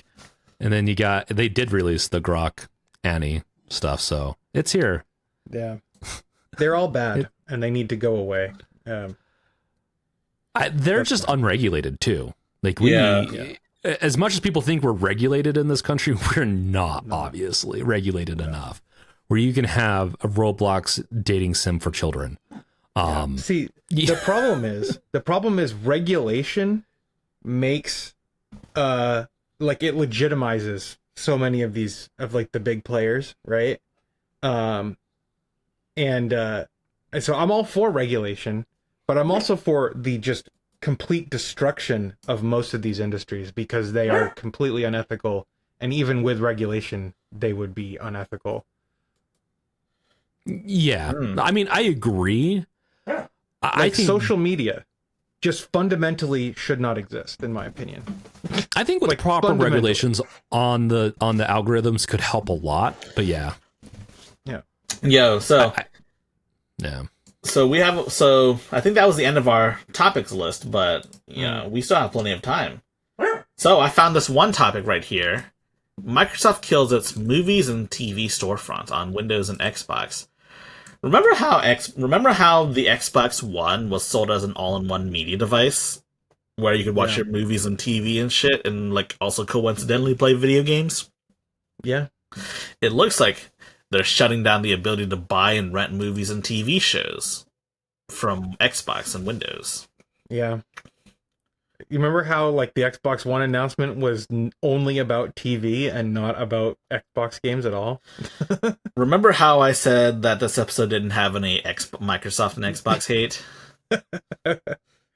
Dude, do you remember the 360?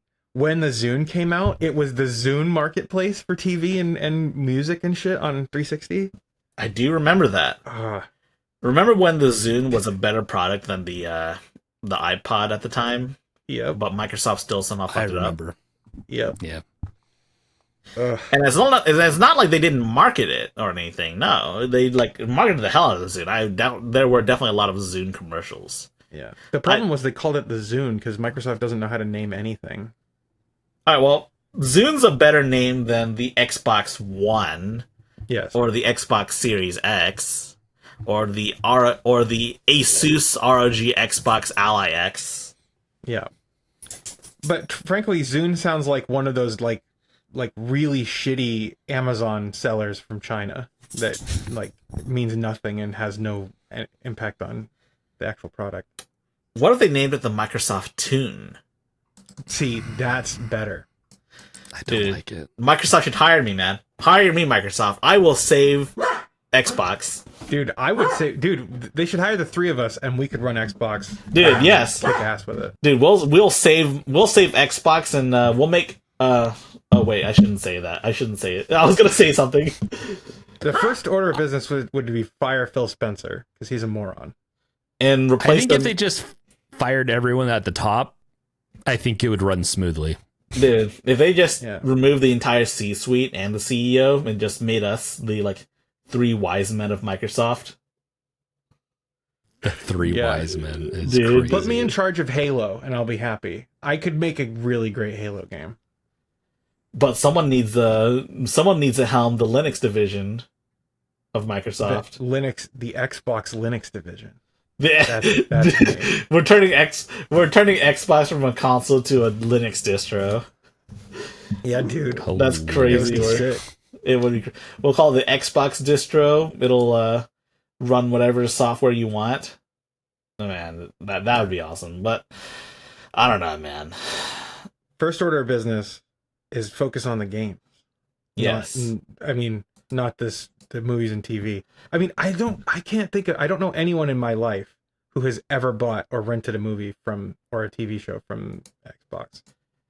Yeah, I can't think of one either. All of my brothers, I have 3 younger brothers.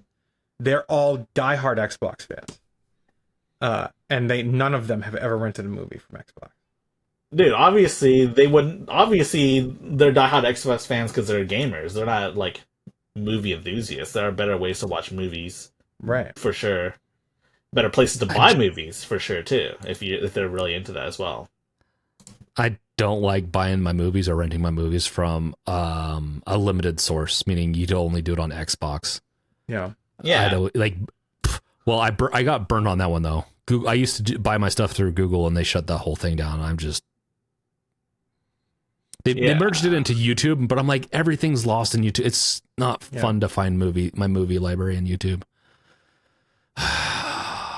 Screw you, Google. Yeah. Google used to have a really good music service too. Yes. Yeah, Google Music. You used to be able to upload your MP3s and your FLACs and shit on their service, and you could just stream them as if it was like what Spotify is now. It's like your own personal library. I mean, nowadays I'm smart enough to know how to like self-host that shit. You can certainly do that. Of course. But it's nice and convenient. Yeah, it was nice and convenient, and it was just this was during like Google's good guy era, I think. Yeah. Yeah. I miss old Google. Me too. Same. Do you guys remember the Zune marketplace? Like the music marketplace on Zune? You paid, I think it was like $10 a month, and then you got unlimited streaming, but you also got 10 free MP3s a month. Just MP3s that you downloaded. And it was dude, I would say like probably most of my music collection from that era came from being a subscriber to that service. Dude, imagine if Game Pass worked that way. Yeah. You pay a monthly fee, you get unlimited access to games, but then you got 10 free games just of your choice. There's no way. Those developers would get fucked so hard on not getting any money. Dude, that is so true. Yeah, that's fair enough. That'd be at the end of the day, I'm a developer first person, and so like anything that's gonna fuck them over, which to be fair, I do get Game Pass, but I will buy their games eventually. So it says here that anyone that purchased that stuff from the Microsoft Store will still be able to access it. It's not like Amazon, where sometimes Amazon will just remove shit from your library for no reason. Mm-hmm. Of course, there's nothing stopping Microsoft from doing so, right? I don't know. No, but It will I go don't away know if they're eventually. as evil. I just don't know if they're as evil as Google or Amazon. They're incompetent, I think, but I don't know if they're as evil as them. Yeah, I don't think they're outright evil, mostly because they're not in a position to really do evil, right? Yeah. But at the same time, though, I'm not a big fan of a lot of the stuff Microsoft is doing nowadays. And we don't talk a lot about Xbox because we hate Microsoft. We hate what Microsoft's become. And they used to be pretty high up there. Like Xbox was pretty good. You have your Zune, which you say you still listen to MP3s on, right? Oh yeah. Yeah. Like if we didn't like Microsoft, we wouldn't talk about it. That's why we never talk about Sony stuff, because honestly, I don't really care about Sony. Like, dude, look at all of my MP3s, dude. I have a huge collection. Dude. Does the Zune play Flax? No. Oh. Could you modify could you like install a custom OS that could do that? I know the iPod had some. It's still very locked down. You can't, like, I'm surprised it hasn't been hacked yet. I know the iPod's been hacked, and you could like install like, I think it was ROG something on like the old iPod. I don't remember. Oh yeah, Rockbox. Yeah, Rockbox. Yes, that's what it was. Yeah. The Zune, I believe, uses a similar like hypervisor structure to the 360. So like it just literally you can't hack it. Oh, well, that's fucked up. Yeah. Oh well. Yeah, the Zune is pretty cool. I don't have a working one. And You're not selling us on the Zune now. The Zune sounds horrible. If I can't hack it. Yeah, I know. It's got an dude. I bet you it's like capable of like Bluetooth, but they just didn't enable the Bluetooth because it has Wi-Fi in it. So it would be cool if it was hacked. I'd love to be able to. I wish I had money I could put out like a bounty so that like, hey, the first person who like successfully installs custom firmware on a Zune gets like 10 grand. I would be. I wish I had that kind of money to throw around. What if you did like a pot? Like people could just add. Like, oh yeah, bounty pot. Like you would add like, I don't know, $100 or so, and then you would have more people that, if more people are interested, they can just add money to the bounty as well, and it would just going up. I'll put $1,000 bounty out. I could put $1,000 down on that. If anyone hacks the Zune, I'll pay you $1,000. And if anyone else, we can make a pot of that if we want. Dude, how do we do that? I wonder if that's like legal to put a bounty out to hack hardware. Dude, it's definitely legal to do that. I'm sure it is. I severely doubt Microsoft would give a fuck. Yeah. Thank you guys for watching or listening. I know it's been kind of an unusual episode today because we haven't had a whole lot. Well, it's a bit of a shorter episode than usual, I would say, but yeah, if you wanna like and subscribe, feel free to do so. We're just trying to hit 1,000 again. Do you have any final thoughts, guys? Thanks for watching. Don't think Grok could be your girlfriend. That's my final thought. Grok will never be your girlfriend. She's basically dating a billion other guys that are paying more for Twitter too. She's very clingy though. She might kill you. Kill you or someone else. She's clingy, and yet she's dating a bunch of other guys. Make it make sense. It's disgusting. It's disgusting. Like, I don't judge people that are like in a poly relationship, but don't actually think that Grok is yours, right? Right. Yeah. Anyways. What about you, Gordon? Do you have anything to say? No, just, we'll see you next time. Thanks for watching. All right. Yeah, see you guys later. Have a good day. Later. Peace out. Peace.